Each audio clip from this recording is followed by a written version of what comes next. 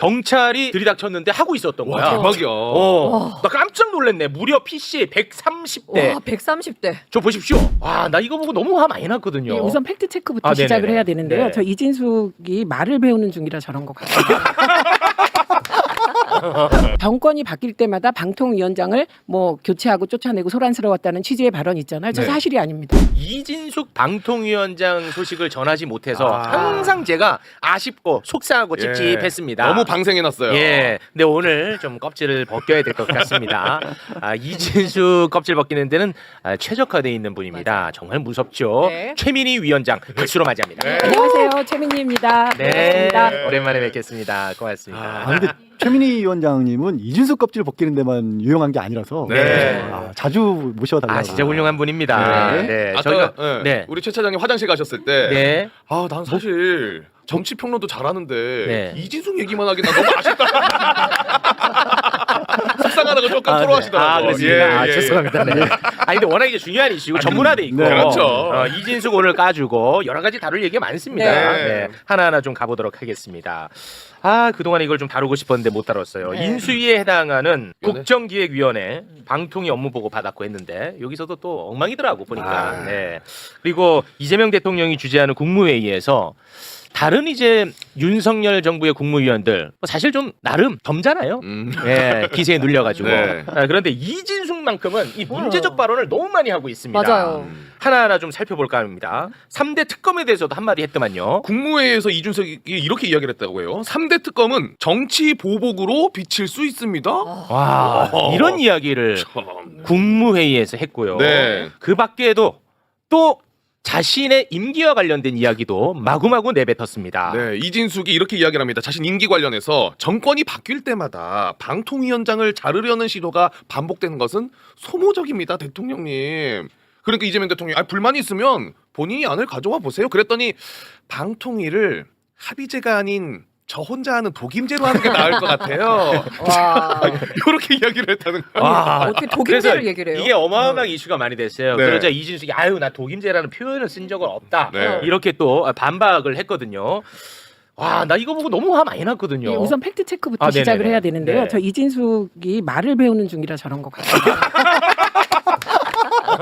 네네. 우선 3대 특검을 정치 보복이라고 말한 것은 그 3대 특검이 어떻게 거부권 없이 공표되었나에 대한 이해가 부족한 거라 이거는 그냥 패스하겠습니다. 네. 예, 국민적 지지를 받는 특검이라. 그렇습니다. 네. 근데 저기서 가장 문제되는 건 정권이 바뀔 때마다 방통위원장을 뭐 교체하고 쫓아내고 소란스러웠다는 취지의 발언 있잖아요. 저 네. 사실이 아닙니다. 그래요? 이명박 때 방통위원장이 2명이에요. 최시중, 이계철. 박근혜 때 방통위원장이 최성준, 이경재 2명입니다. 네. 이 사람들 아무도 쫓겨나지 않았어요. 그래요? 문재인 대통령 때 이호성 그리고 한상혁인데요. 이 6명의 방통위원장 중에 쫓겨난 사람은 한상혁 하나입니다. 그러니까 정권이 바뀔 때마다 방통위원장을 쫓아낸 적이 없습니다. 윤석열만 쫓아냈다. 윤석열만 쫓아냈습니다. 이게 팩트입니다. 그걸 또 수사를 통해서 했던 거잖아요. 예, 그죠? 그것도 수사도 정식으로 뭐 제대로 문제가 있어서 수사한 게 아니라 네. 제가 보기에는 억지로 TV조선 재승인 과정에서의 맞아. 점수 조작 사건이에요. 근데 이게 나중에 조작이란 말이 사라지게 됩니다. 그러니까 무리한 기소라고 봐야 되는 거고요. 네. 그래서 일단 저 인식부터 틀렸다. 그래서 제가 과방위에서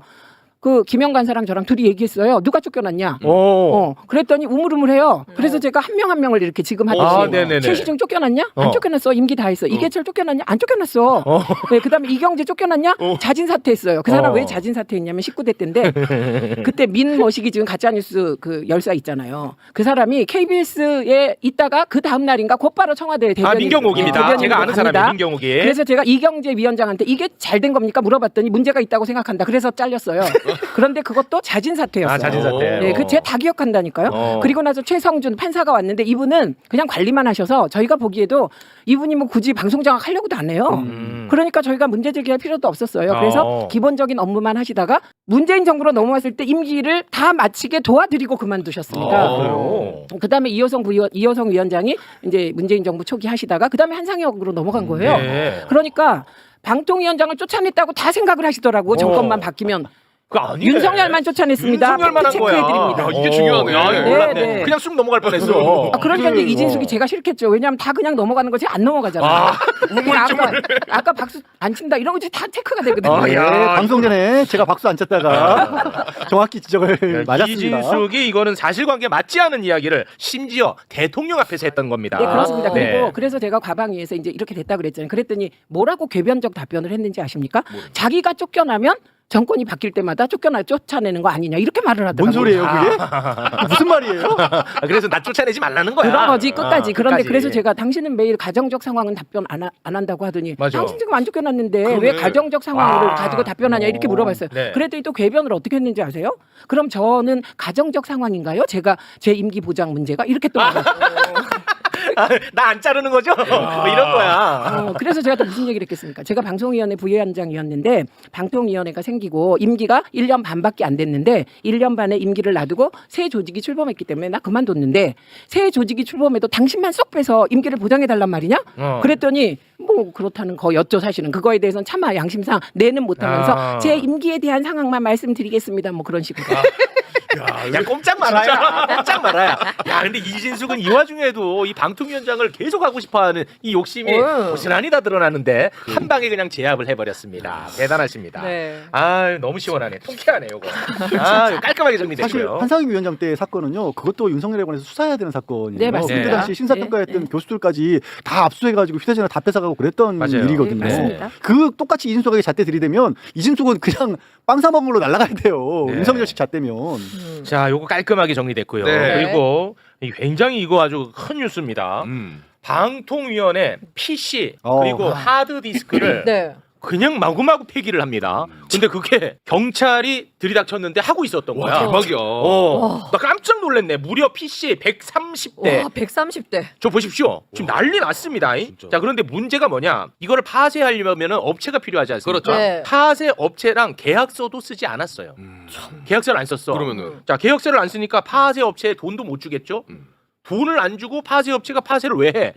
돈을 안 주는 대신에 국가 재산인 이 컴퓨터 다 가져가라. 그랬다는 거야. 나 이거 너무 놀랐어. 아니 저 국민 세금으로 산 거잖아요. 국가 재산입니다. 국가 재산. 네. 그래서 이 관련해서도 국회에서 또 우리 위원장님이 홍보용 냈는데 짧게만 한번 보고 오겠습니다. 과장 전결이라고 했는데 담당자가 저도 그래서 하나도 많이 꾸짖었습니다만 이게 말이 됩니까? 본인이 이거 말 안 되죠? 이진숙 위원장? 말 안 되죠? 잘못이 있었다고 생각합니다. 근데 이진숙도 윤석열이랑 똑 닮았어. 그러네. 그냥 바로 꼬리 자르기. 과장 과장이 한 거다. 자기가 시킨 거 아니다? 바로 꼬리 자르기. 요거 좀 홍근영 내주세요. 네, 여러분이 궁금해하는 건 어떻게 우리가 저걸 알았나이실 텐데요. 네. 그거는 저희는 내외부 다 제보가 쏟아져 들어오고 있습니다. 그래서 저희가 지금 파파존스까지 지금 플랫폼 문제 다 하고 있는 게 다 제보예요. 네, 그러니까 제가 그냥 주면 바로 질른다 이게 소문 난 것 같아요. 그런데 그것도 마찬가지인데 내부 외부 다 그러고 있다는 거. 그다음에 두 번째는 저거는 제가 지금 말씀하신 거 그대로고요. 저건 국가 재산이기 때문에 저걸 3년 내지 5년 만에 파쇄한다는데 컴퓨터 3년 만에 파쇄합니까? 컴퓨터 3년이면 쌩쌩해요. 그렇습니다. 네, 예. 그래서 저희가 의심하는 바는 이건 증거인멸 같다. 그리고 이인 구조에서 있었던 거 수없이 많은 문제들을 인멸하려고 하는 거 아니냐 네. 이렇게 생각을 한 것이고요. 무엇보다 계약서가 없다는 건 의심스러운 거고요. 계약서가 없어. 네, 그다음에 지금 지역입니다. 웅님이 말씀하신 대금이 없다. 네, 돈이 그래서 없어. 저 컴퓨터 가져가 이거잖아요. 네. 그런데 이 비용을 제가 이제 업체에 물어봤어요. 다른 업체에. 네. 그랬더니 땡큐라는 거예요. 돈 안 받아도 파쇄 비용보다 저 컴퓨터 하드 부순 거 그다음에 본체 노트북 이걸 다 가져가는 게 몇 배 더 이익이라는 거예요. 아니 뭐 PC방 배업하는 것도 아니고 무슨 네, 그런 거예요. 130대니까. 그리고 노트북은 뭐 3년짜리면 거의 새 거잖아요. 그쵸. 예, 그래서 훨씬 땡큐다. 자기도 그런 거 하게 좀 소개해달라고 사람들이 그럴 정도이고요. 여기서 문제.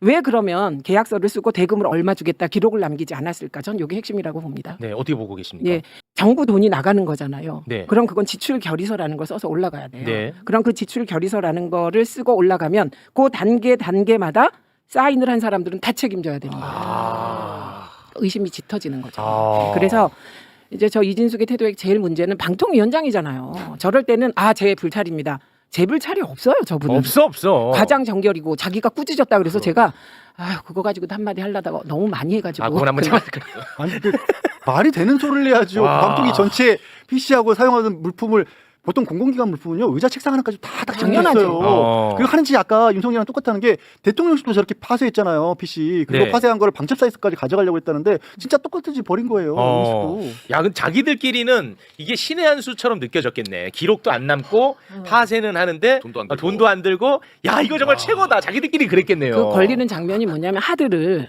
그냥 막 이렇게 부수잖아요 사람들이. 그건 다 복구가 돼요. 파쇄하는 방식이 드릴 같은 걸로 뚫어버리는 거예요. 그거 복구가 매우 어렵대요. 네. 드릴로 핵심을 뚫는 거 드릴 같은 걸로 뚫는 네네네. 거래요. 그러니까 저희는 의심이 짙어질 수밖에 없는 거죠. 아. 계약서 없고 대금 안 주고 그다음에 드릴로 그렇게 뚫어서 파쇄하는 과정. 이건 네. 진짜 이상한 거고요. 이상하지. 정진석이 고발당했어요 지금. 네, 정진석이 고발당했어요. 이게 똑같은 상황입니다. 그렇습니다. 이거 만약에 현장에서 못 잡았으면 그냥 없어진 상태로. 근데 나는 깜짝 놀랐더니 이게 과방위에 제보가 들어가서 과방위에서 위원장실로. 경찰이랑 같이 간 거예요. 네, 저희가 경찰은 대기시키고. 와 대박이야 이거. 진짜 대단하죠. 아, 그렇게 된 거예요. 야, 근데 현장을 덮쳐버린 거야, 그러니까요. 그래가지고. 네, 그러니까 얼마나 007 작전처럼. 그러니까 이진숙이 꼼짝 못하고 잘못된 거라고 그나마 신뢰하는 처음으로. 거예요. 처음으로. 아니 이거는 수사를 100% 당연히 고발돼서 들어갔지만 심각한 사안이에요. 심각한 거죠. 아니 이걸로 그럼 이진석 못 끌어내려요?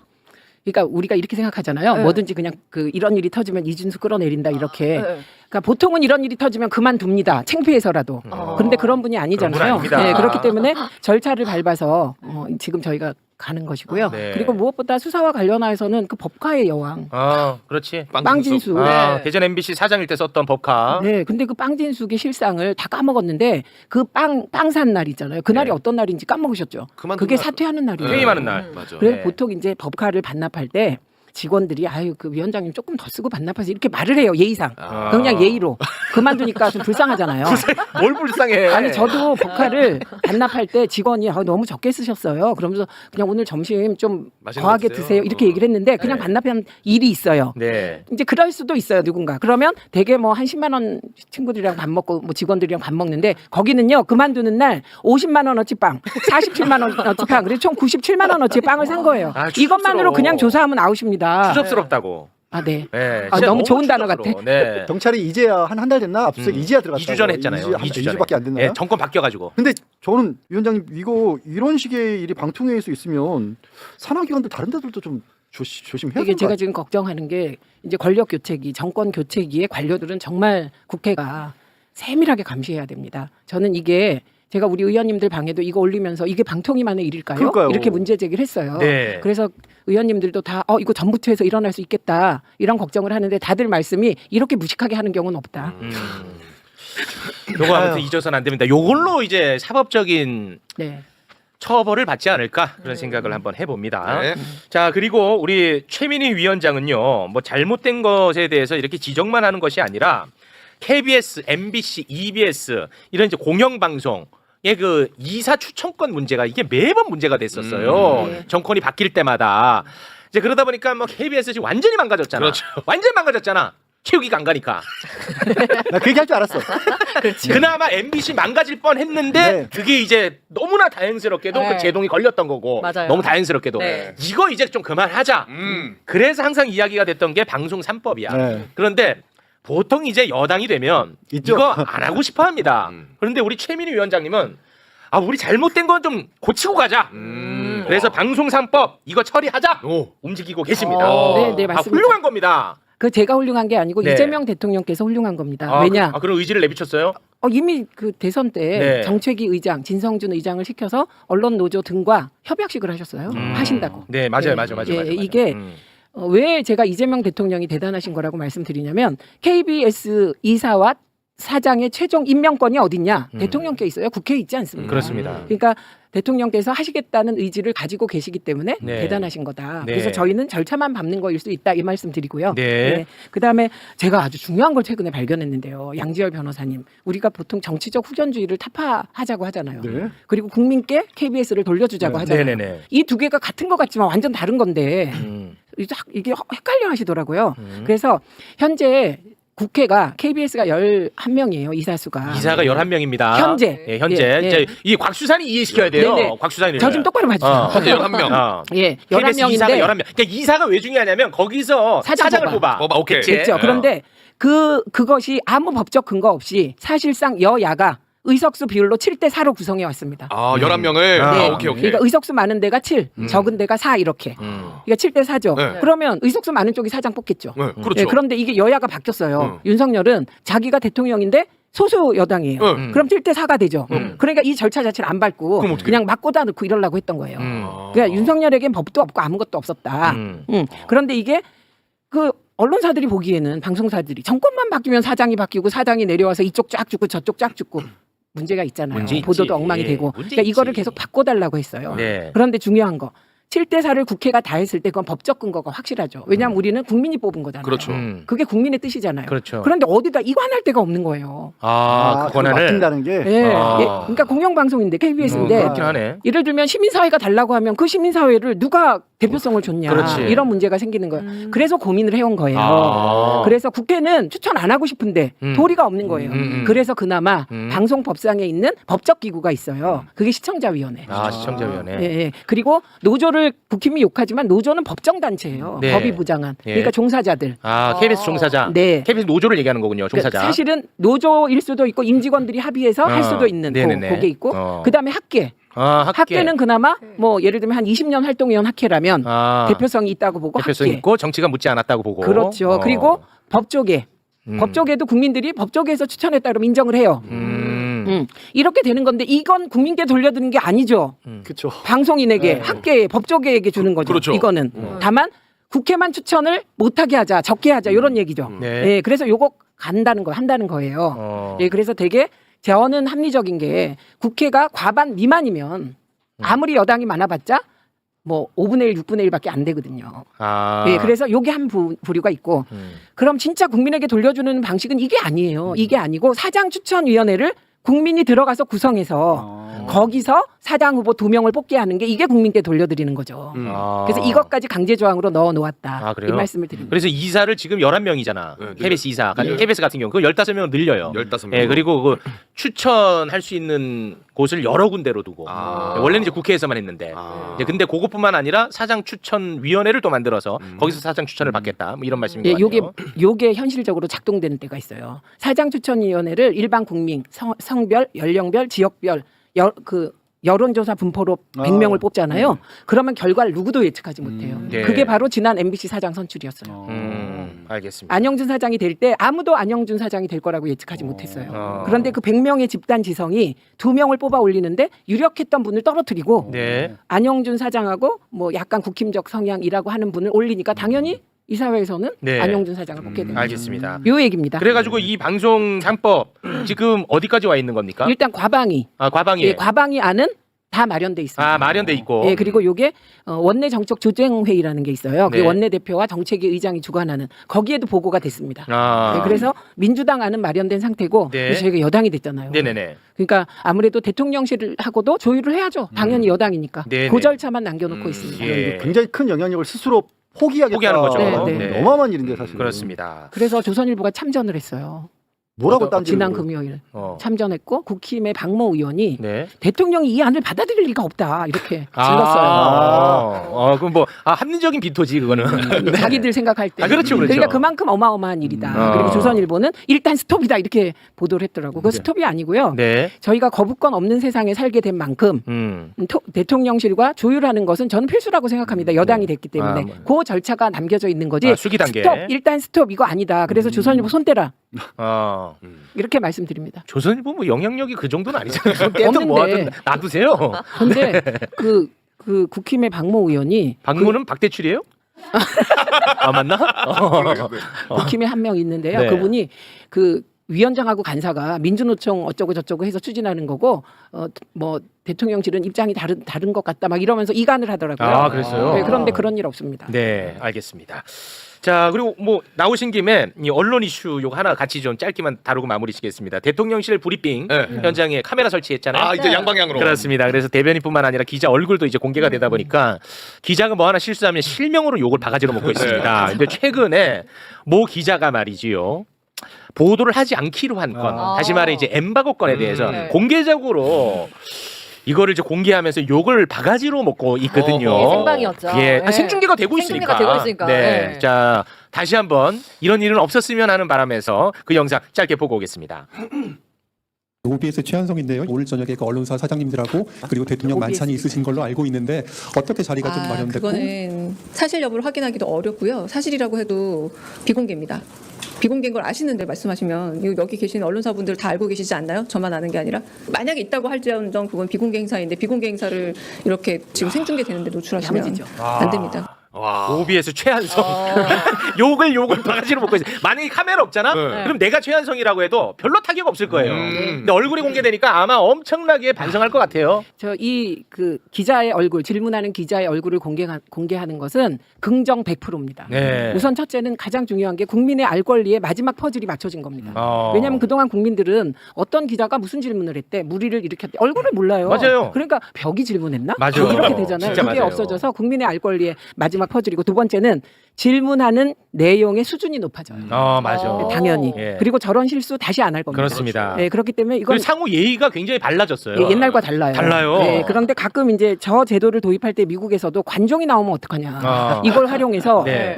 그런데 뭐 나오면 또 관종대로 책임지면 되고 맞습니다, 책임지게 하면 맞습니다. 되고요. 네, 네. 그다음에 또 하나 오늘 중요한 게 나왔는데 그동안에 대통령실 관계자 발로 기사 막 쓰고 이간도 되고 그러잖아요. 맞아요. 그런데 강유정 대변인이 그러지 마라.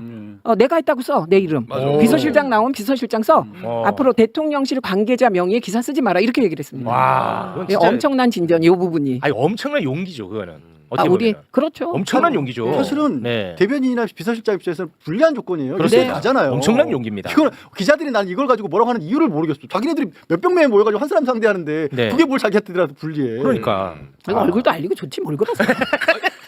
맞아, 잘하면 칭찬해 주는 거죠. 예. 이분이 좋을까요, OBS? 아니 그러니까 저분은 이제 희생양들이라는 게 있는 거예요. 뭘 새로운- 희생양이 본인이 잘못한 무슨 건데, 말이냐면 최한성. 무슨 말이냐면 새로운 체제로 넘어가는 일종의 저거 앙상 레이즘의 부활 저 쇠퇴인데 저분은 과거 속에서 저렇게 한 거예요. 최한성. 네. 대우각성 해야죠. 네. 그래서 수준 좀 높여주시기 바랍니다. 네, 최한성. 네. 아니 뭐 본인이 한 건데 어떻게 그렇죠, 그렇죠. 최한성 네, 본인이 네, 한 걸 뭐 어떻게 내가 어떻게 실드를 쳐?